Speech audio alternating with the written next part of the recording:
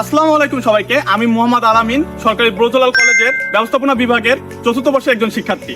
আজকে আমার আলোচনার মূল বিষয়বস্তু হলো সাস্টেইনেবল ডেভেলপমেন্ট গোল SDG 15 এর লাইফ অন ল্যান্ড। এর সুনির্দিষ্ট ফোকাস এরিয়া হলো জিরো ল্যান্ড কন্টামিনেশন বা শূন্য ভূমি দূষণ। স্থল জীবন বলতে কেবল বনাঞ্চল বা বন্যপ্রাণী নয়, আমাদের বেঁচে থাকার মূল মন্ত্র মাটিকে বোঝানো হয়েছে। আজ আমরা এমন এক সংকটে দাঁড়িয়ে আছি যেখানে প্লাস্টিক বর্জ্য, কলকারখানার রাসায়নিক পদার্থ মাটিকে প্রতিনিয়ত দূষণ করে যাচ্ছে। জিরো ল্যান্ড কন্টামিনেশন কেবল একটি স্লোগান নয়, এটি আমাদের অস্তিত্ব রক্ষার লড়াই। আর মাটি দূষণের অর্থ হলো খাদ্য শৃঙ্খল বিষাক্ত হওয়া এবং জীববৈচিত্র্য ধ্বংস হওয়া।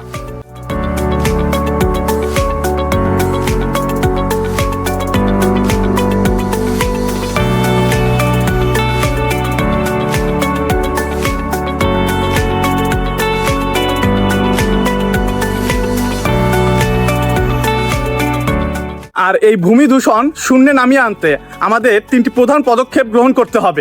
1. বর্জ্য ব্যবস্থাপনা, 2. জৈব কৃষি, আর 3. আইনের প্রয়োগ। প্লাস্টিকের ব্যবহার বন্ধ করে পচনশীল পণ্যের ব্যবহার বাড়াতে হবে। এছাড়া জমিতে ক্ষতিকারক রাসায়নিকের বদলে জৈব সারের ব্যবহার নিশ্চিত করতে হবে এবং শিল্প বর্জ্য সরাসরি মাটিতে ফেলা নিষিদ্ধ করে ইটিপি ব্যবহারে বাধ্যতামূলক করতে হবে। আমরা যখনই বৈশ্বিক তাপমাত্রা বৃদ্ধি বা জলবায়ু পরিবর্তনের কথা বলি তখন আমাদের চোখে যায় আকাশের দিকে, কার্বন নিঃসরণের দিকে, কিন্তু আমরা ভুলে যাই যে এই তাপমাত্রা বৃদ্ধির অন্যতম বড় চাবিকাঠি লুকিয়ে আছে আমাদের পায়ের নিচে মাটিতে।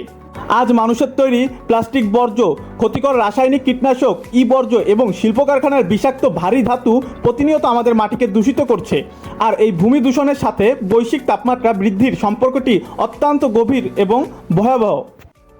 এই মাটি সুস্থ থাকলে পরিবেশ সুস্থ থাকবে এবং পরিবেশ সুস্থ থাকলে আমরা সুস্থ থাকব। তাই আসুন আমাদের ভবিষ্যৎ প্রজন্মের জন্য দূষণমুক্ত একটি সবুজ পৃথিবী গড়ে তুলি। ধন্যবাদ।